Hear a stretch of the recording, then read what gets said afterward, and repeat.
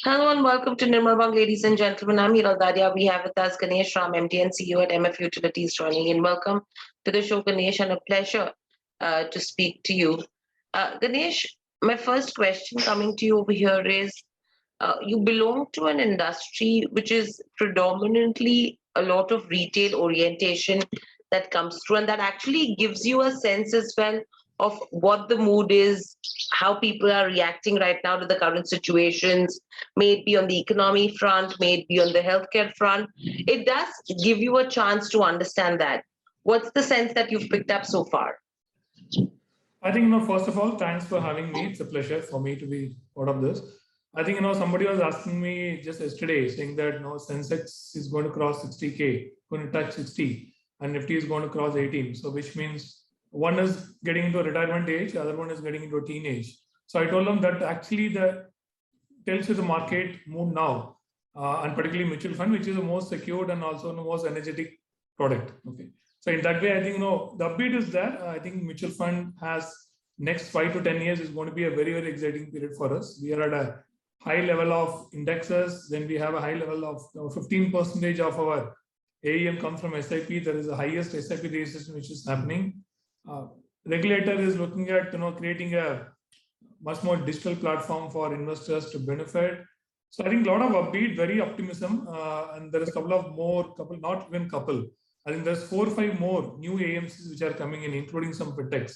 I think it's going to be really interesting. I think India somewhere, the mutual fund industry is heading towards like a Western. So I would say, and a lot of, even some of the article which talks about around 20-25% of the new investors or more than that are millennials, which is the range of 22 to 35 years.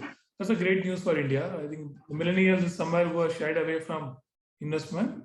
Thanks to all the new fintechs, apps, and digitization, it's become much more easier and convenient for investors to join. So overall, if you look at it all, I think it's a lot of optimism. Even the market is going for a correction, which they are saying. I think the SIPs will continue. New investors are coming in. So it's a great optimism. I think the market is going to go much further now. And the vision of AMFI of 100 trillion by 2025 can be possible, is my view. Right. So with all of this, if we talk about MFU as well, we do see it as an innovative initiative for the industry as a whole. What's the objective of MFU right now?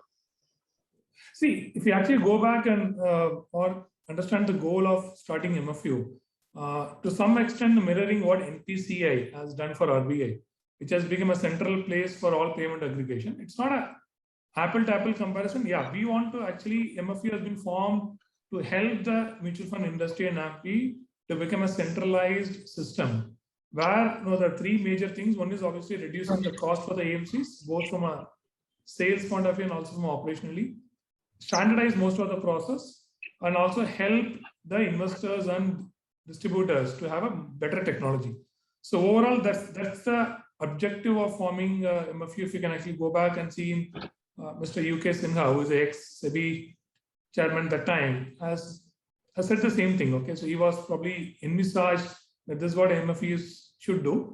So now we are heading towards that. If you look at MFU being a technology platform, was not quite popular earlier. So, but now what we are trying to do is to kind of educate and market ourselves, our industry, and also distributors and investors to see what kind of advantages MFU can bring. So that's where it's actually it actually sits on a very sweet spot. So once this has been put in a right strategic move, there's a lot of advantage for AMCs and also for other participants in the market. I'm saying that can we call MFU and Uber and Ola for the mutual fund industry, which is basically an aggregator? Absolutely yes. Absolutely yes. I think that's a great comparison. So absolutely you can kind of use this, and as a product also, I think it should be a UPI for payment. So we want to kind of make life easy for people. Be it's going to be AMCs or the intermediaries, whichever are distributors or RIS, and also for investors. What the right way to put it? Right. And overall, if you go to see in terms of where technology goes, in all aspects of business, technology is taking center stage. In fact, even in terms of trading, technology has grown tremendously. I mean, from trading in the ring to getting to brokers, now doing transactions by yourself. So do you think this is the trend is here to stay? And what's the future that you're seeing with regards to technology in this industry?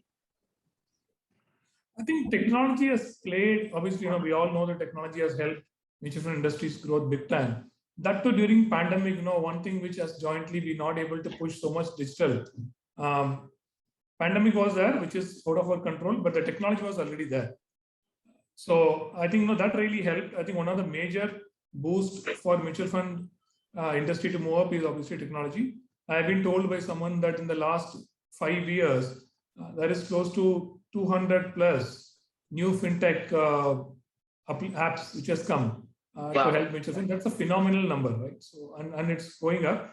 And actually, if you break the mutual fund transaction cycle into 3-4 major things, one is obviously see the client onboarding, transactional, then you have payments, and you have client services. I think the first three, particularly on a client onboarding, transaction, and payment, I think industry has seen, particularly mutual fund industry has seen a lot of technology help. But what I see is innovation, and probably people talk about innovation in mutual fund industry. They always talk about client onboarding, transaction, and payment. One area which probably we are not focusing on is the services, post-sale services. Okay, be it's going to be a statement for investor, or it's going to be a compliant status, or it's going to resolve it. I think I expect the next 3-5 years that area also develop. Obviously, the client onboarding, transaction, and payments will also see a lot of technology improvement. But I would see, and we are also even from MFE point of view, trying to focus on how we can able to improve, innovate the client services area. And if you can able to do that, I think end of the day, 360-degree, the technology will be able to help the investors and distributor to have a great life cycle, investor life cycle or transaction life cycle, and also the likes of blockchain, or you talk about the analytics, robotics, and all. They're all just good to hear. The last few years we have been hearing this, but really there was not a great impact. So I would say in the next 3-5 years, robotics, algorithms, and blockchain is going to really help, particularly on an investor servicing point of view. So more excitement is awaited for us, but till now technology has been a great help. Right. So right now you have Sebi as well, who's come out, saying that clearly there should be, they're proposing a common mutual fund platform as well. What's your sense on that? Because that's exactly what you're doing. Yeah, see, let us see, what Sebi wants as a regulator. I think as all other regulator, Sebi also wants, end of the day, the goal, be it for MFU or AMFI or for regulator, is to service the investor properly. Okay. Today, we do agree there are some broken process. We need to improve that. So once if we have an industry which serves the investor properly, I think you are taking care of completely your growth, right? So even MFU is there. If you look at MFU on a comparative platform wise, we are the only platform to offer both non-financial and financial transactions. None of the other platform offers. Instead of taking names of those platforms. So what regulator has told us along with MFU, why we can't have another platform which also provides same services. So I can be very confident and say that whatever MFU offers today, the new platform is going to offer, or vice versa, if new platform is going to improve and make things better, that will be also available with MFU. So both ways, there will be two platforms will be available for investors. They can choose whichever is convenient for them to kind of do this. I think really it's a good move, and that also puts other platform and us also in a running shoes, where we also need to work towards what investors need to get. So to be on a statistics point of view, today, whatever the new platform is supposed to give, we already have 90-95% of those in MFU. So if the new platform is going to come up, and if it's going to give more, and so that's going to become another 100%. So at some point of time, I will feel if the new platform is going to be there and MFU is going to be there, it's going to be at most similar mirroring, and it's up to the investor to choose which platform they need to go. And this actually, what Sebi is always, talks about is that having a common level playing field. So I think Sebi is advocating again that, which is good to know. Even if you actually read the circular, Sebi has made it very clear that what RTS is going to make this platform, and they need to offer those services which the platform will give to all the other platforms. So what will happen is there will be a level playing field and investor experience will be same across platforms. So which is very good from our point of view. So, but we don't see this as a competition or anything. We feel that no, it's good for the ecosystem. It's always better to kind of service the investor. Whoever does well, obviously they will have good growth. Right. And overall, in the last couple of years, how have the dynamics in the mutual fund industry changed, number one? And two, with COVID as well, what's the kind of trend that you're seeing? See, COVID has really helped. I think the digital transaction has gone up significantly. And this also allowed all the platform players also to, they have a lot of time, right? So everyone works from home, they do have time now to kind of think about what else can be done, how to innovate and all. So COVID has really helped.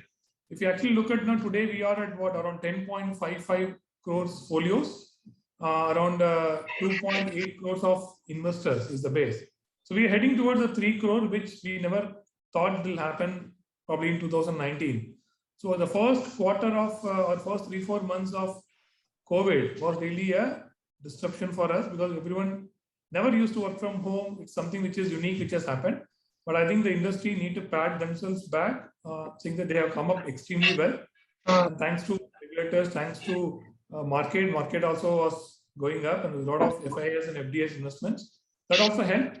But if you look at the folios growth or SIP growth, SIP which was not even probably 8 to 10% share of the AUM, today we are at 16%. Right? That itself shows how optimistic the market was. So I would say AMFI, including mutual fund industry, even distributors, have done extremely well irrespective of pandemic. Yeah, initially it was a slide of a confusion or perplex, but over the period of time we have added. In fact, if you look at the first quarter, Hiral, around 12 lakhs of new investors has been added so in first quarter of 2022, which is significant, right? I know. Even if you compare the entire year of 2020-21, was only 20 lakhs. Okay, was only the new investors. But the first quarter only we have done 12 lakhs. So I think great learnings, great adaptability by the industry. I think we should kind of pat ourselves, but the success story is just started. I think it's going to grow much significantly. One of the greater benefit of COVID is how it has helped the mutual fund industry. Right. And overall, with regards to MF utilities as well, Ganesh, what's the kind of business model you follow? See, today, from a level playing field point of view, there is a perception in the market, to be very candid, that MFU kind of pushes more of direct, which is not correct. If you actually look at the regulators, and regulators wanted to have platform like us and another 2-3 major platforms, they wanted to be very clear that there should be a level playing field where there should be a distributor mode and also to be an investor mode. So people like me, you always choose the direct mode. But somewhere those platforms are never able to build that. MFU being a part of AMFI and vision of Sebi, we had both the modes, which is the distribution mode and also the direct mode. So that's the only way. So we are focusing on both.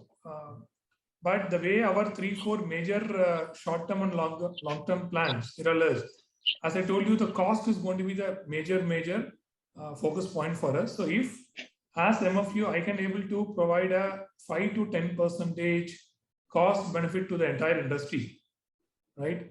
To various things. So for example, what we are doing, we are also coming up as a KRA. So whatever cost today industry is incurring with other KRAs, we want to reduce that and offer. And we want to also use technology to simplify process better, to standardize process better. We are also giving a back office portfolio software for distributors and investors also. So in that way, we are also helping AMCs to also reach out to some B30 location. If you look at only 17-18% of the today AUM comes from the B30, which is remote location, which is not really a good sign. So we have internally targeted that we should help at least in MFU, 30-35% of my AUM comes from B30, which is better than industry. But if you can able to increase this, obviously the industry also will increase. So Correct. these are the few things we are trying to do. We are also trying to see what kind of value additions we can offer for MFDs and RIAs, particularly on soft skills, to see how we can retain clients, how to acquire new clients, how to make client onboarding simpler. Okay. So these are the few things we are working on. So we are definitely confident down next 2-3 years there'll be huge impact we'll be able to make, and our market share has considerably increased. And today we are contributing around or contributing consistently around 12 to 13% of the overall AUM to the industry, which is significant. And we want to kind of increase that, at least double it, to make it around 35-40% in the next 2-3 years. Absolutely. And I think with the way digitization is moving across categories, across fields, I think transactions and ease of doing business is something where people are understanding the importance of. So I think it's the right thing at the right time and the right place that MFU has come in as well. Thank you, Ganesh, so much for joining us on the show. Pleasure speaking to you. Great insights. Wishing you luck for the future as well. Stay safe and speak to you soon again. Thanks so much, Hiral. You also take care. Have a good day. Thanks. Subscribe to our YouTube channel for in-depth interviews of India Inc. and press the bell icon so that you do not miss our updates.